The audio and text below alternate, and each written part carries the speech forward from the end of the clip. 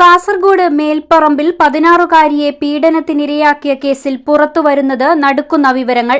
പെൺകുട്ടിയെ സ്വന്തം പിതാവിനു പുറമെ അമ്മയുടെ സുഹൃത്തായ യുവതിയും ക്രൂരമായി പീഡിപ്പിച്ചുവെന്ന ഞെട്ടിക്കുന്ന മൊഴിയാണ് ഇപ്പോൾ പുറത്തുവന്നിരിക്കുന്നത്. 25-കാരിയായ സ്നേഹ മെർലിൻ എന്ന യുവതിയാണ് പെൺകുട്ടിയെ പലതവണ ലൈംഗികമായി പീഡിപ്പിച്ചത്. പെൺകുട്ടിയുടെ അമ്മയുടെ സുഹൃത്തായ ഇവർ 1 വർഷത്തോളമായി ഇവരുടെ വീട്ടിലായിരുന്നു താമസം. അമ്മ വീട്ടിലുള്ളപ്പോൾ പോലും സ്നേഹ തന്നെ നിരന്തരം പീഡിപ്പിച്ചിരുന്നതായി പെൺകുട്ടി മൊഴി നൽകി. ഈ കേസിൽ കൂടുതൽ ഞെട്ടിക്കുന്നത് പ്രതികളുടെ ക്രിമിനൽ പശ്ചാത്തലമാണ്. ലഹരി വിൽപ്പന കേസിൽ പ്രതിയായിരുന്ന പെൺകുട്ടിയുടെ അമ്മ കണ്ണൂർ ജയിലിൽ വെച്ചാണ് സ്നേഹയെ പരിചയപ്പെടുന്നത്. മറ്റൊരു പോക്സോ കേസിൽ ജയിലിൽ കഴിയുകയായിരുന്നു അന്ന് സ്നേഹ Merlin.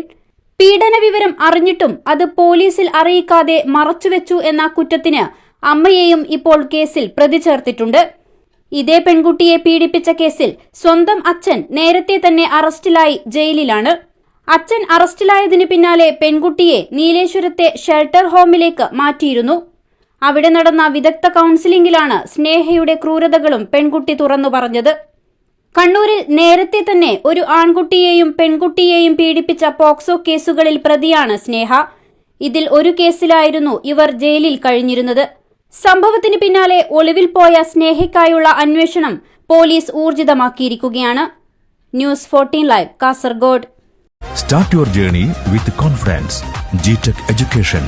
Fatima Arcade, opposite New Bus Stand, Kasargod.